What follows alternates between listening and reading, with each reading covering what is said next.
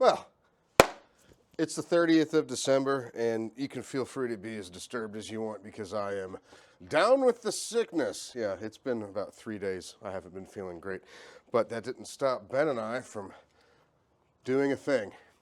Come with me. We're going to go see what we did.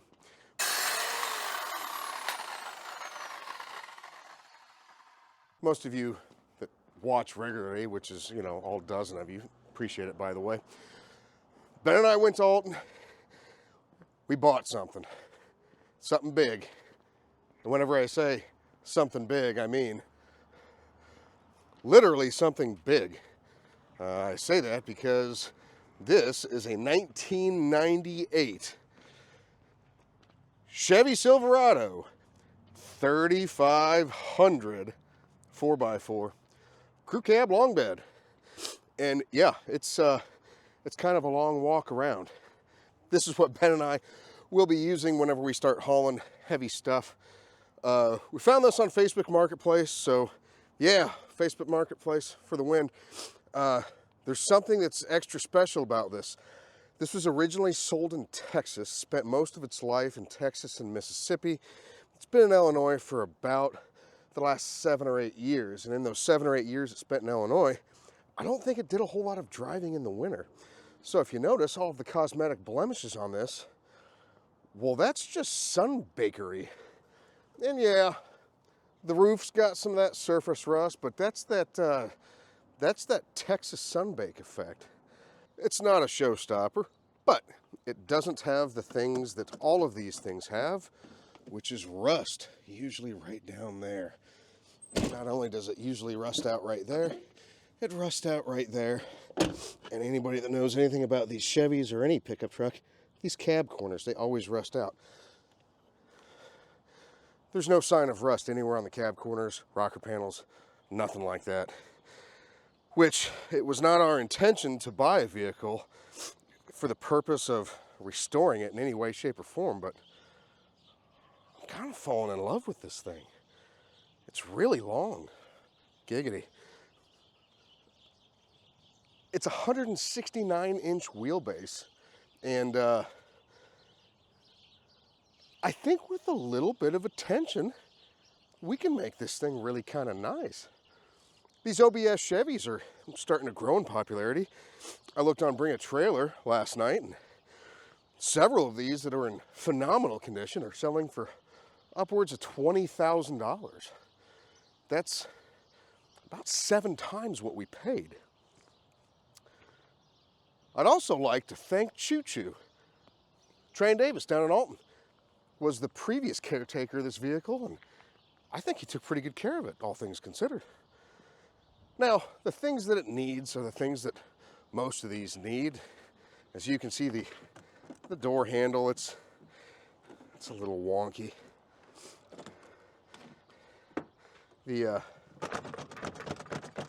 That's not great. The dash is shot. We need a door handle over there. And the carpet indicates that, sure enough, it was used as a work truck, which is what we're going to use it for. So I'm not upset about the carpet. But I think we can make this something special. Ben and I have already started looking up the parts, and well, they're not very expensive. I think we can restore this thing to somewhat of a passable condition for a nice truck. The one thing it's definitely going to need is I would say it needs a freshened up paint job, but we're not going to do a paint job on this. We're going to go DDE style, and we're going to do a livery. Yeah, if you don't know what I mean by livery, well, just look it up. Yes! Hell yeah! Hey, come on, baby! I'm going to go ahead and pull this thing in the drive off the street. I'm going to do some measurements on it because I haven't measured it yet. I was going to measure the overall length the other day, and well, I couldn't find a long enough tape measure, which is fun. And if some of you have already asked, is that 6.5 diesel garbage? No, sir. This is a 7.4 gasoline-powered Chevy. That's right, 454 big block.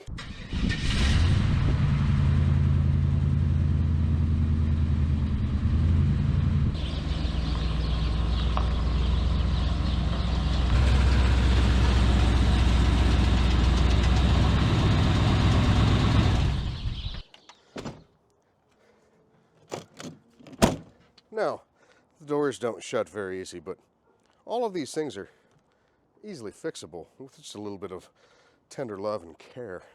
First thing I'm going to do is I'm going to see if I can't get an overall length measurement on this thing.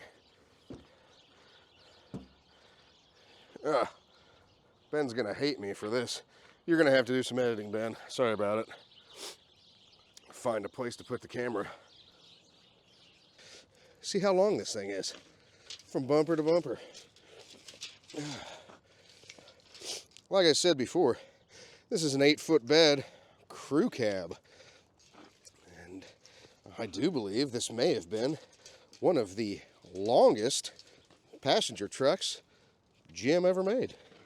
We're already at 18 feet, and I'm not even at the front wheel hub.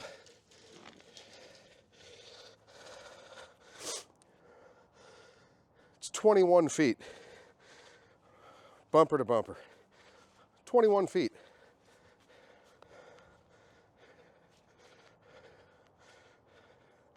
Front bumper, looking down, 21 feet. She a big girl. One of the other benefits to this truck is it's got that hideaway gooseneck ball. So anybody that's been following the channel for a little bit of time knows that Ben and I kind of started this journey. Well, Ben and I started this journey in the spring. I started the journey by myself and got really lonely and invited Ben to join me about February. So Ben and I had a conversation, and well, he thought my bad ideas were pretty good bad ideas, and he had some pretty good bad ideas of his own that I rather enjoyed hearing. So together we are encouraging each other and enabling bad ideas to come to fruition. So back in February, I decided it was a good idea to buy an excavator. And I'd been looking for a couple months, and originally I'd planned on getting some sort of like a mini excavator, something around the 9,000-10,000 pound weight range. And after lots and lots of searching, I determined that those were more expensive than I thought they should be, until one day a friend of a friend said, "Hey, I know of an excavator that is for sale. It's big though." So that's where we got the Daewoo. Now, Daewoo, insert some pictures, is a Solar 170. It is a 2007 model. I paid $30,000 for it, and I feel like that was an absolute bargain. Is it perfect? No. Has it done absolutely everything I've needed it to do? Yes. It pretty good on fuel. I've only had to fill the tank once since I've owned it, and we've done a little bit of work with it.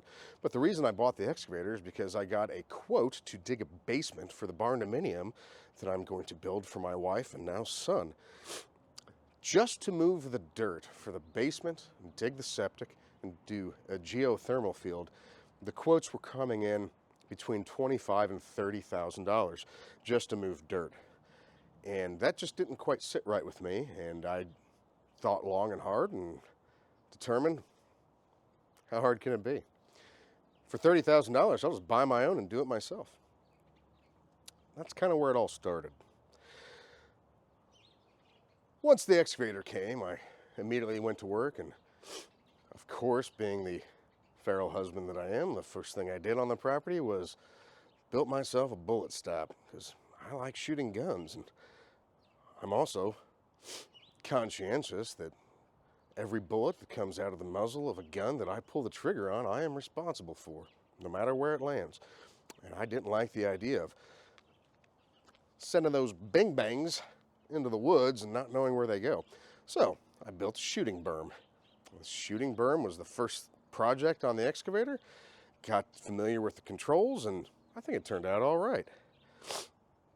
After that, after several conversations, Ben and I had been discussing the price of lumber. Now, the price of lumber at the time was somewhat disappointing, to say the least, and almost to the level of angering a rational human being at how much a simple piece of pine would cost. And I said, well, how can we get lumber for cheaper? And Ben, being an amateur woodworker for the better part of a decade, he's always had in the back of his head, what if I had a way to get my own wood for my woodworking projects? And we came to the conclusion we should buy a sawmill. So guess what? We bought a sawmill. The sawmill is a homemade unit from a fella south of Jacksonville. We paid a little over $6,000. No, we paid right at $6,000 for that.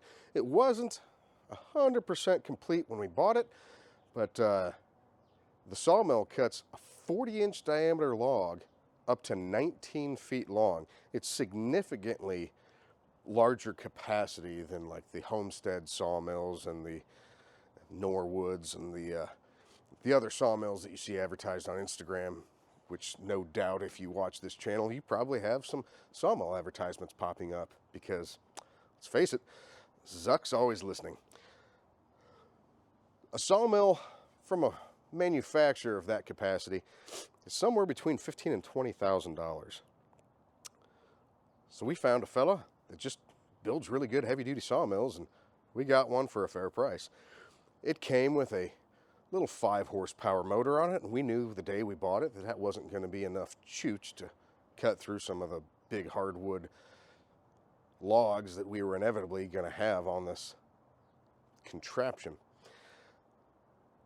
So currently, the carriage of the sawmill is residing in my garage, and I am making a new motor plate to put a 13-horse motor on the sawmill, which should be plenty fine. If it needs to upgrade again, we'll upgrade it again, because how hard can it be?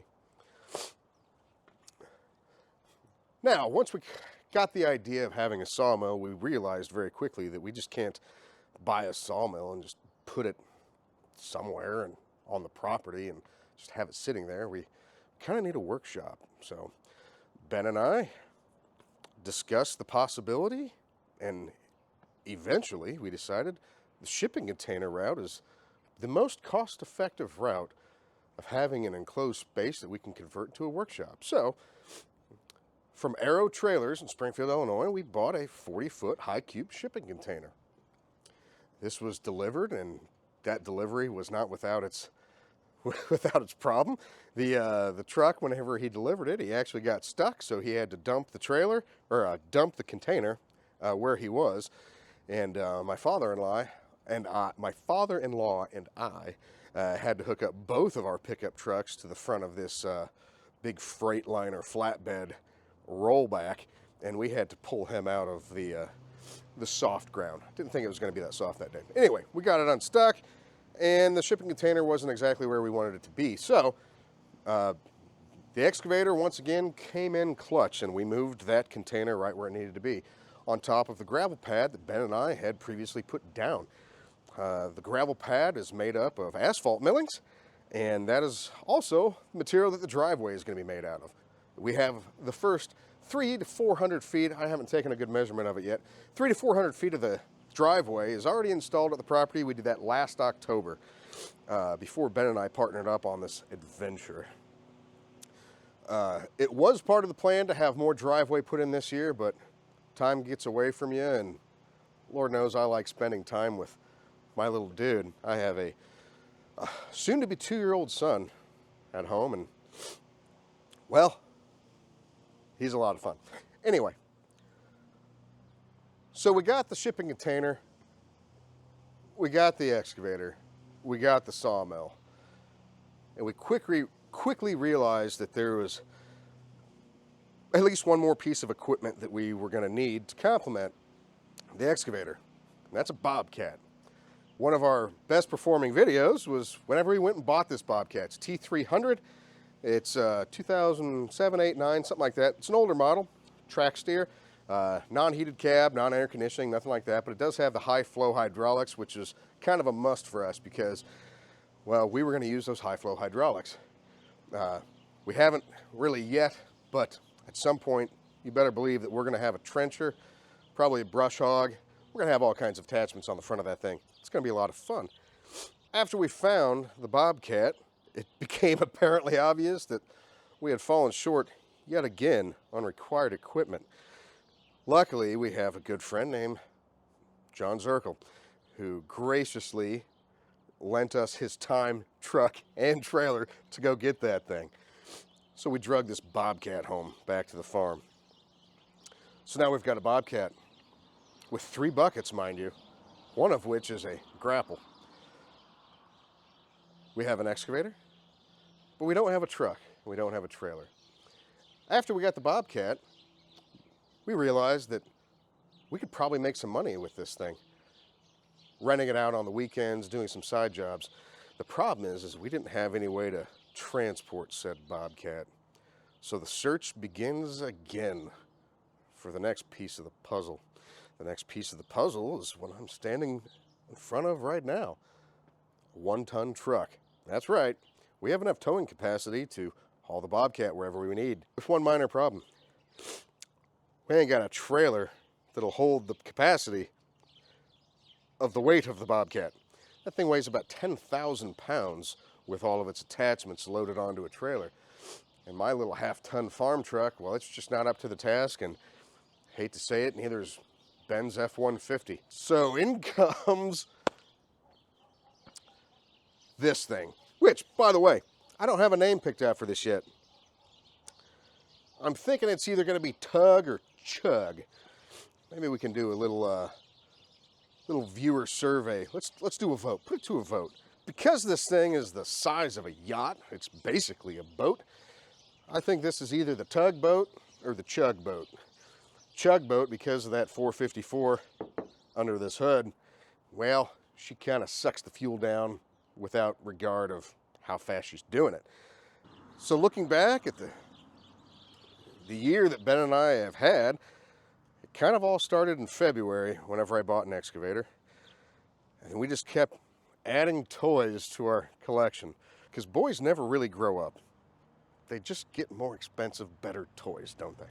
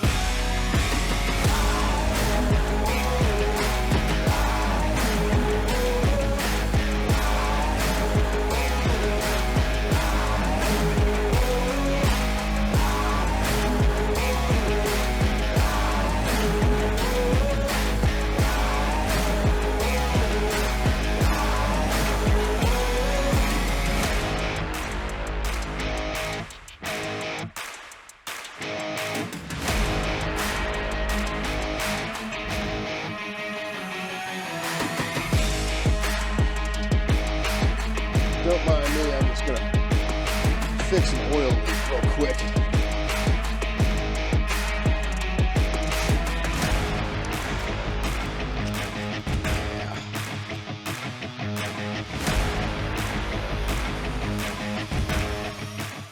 This thing's been leaking oil for a long time.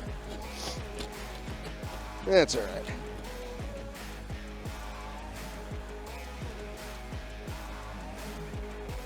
There we go. Oil leak fixed. Thanks for sticking around. Remember to like and subscribe. It helps the channel, helps encourage us to keep doing silly things. Appreciate it.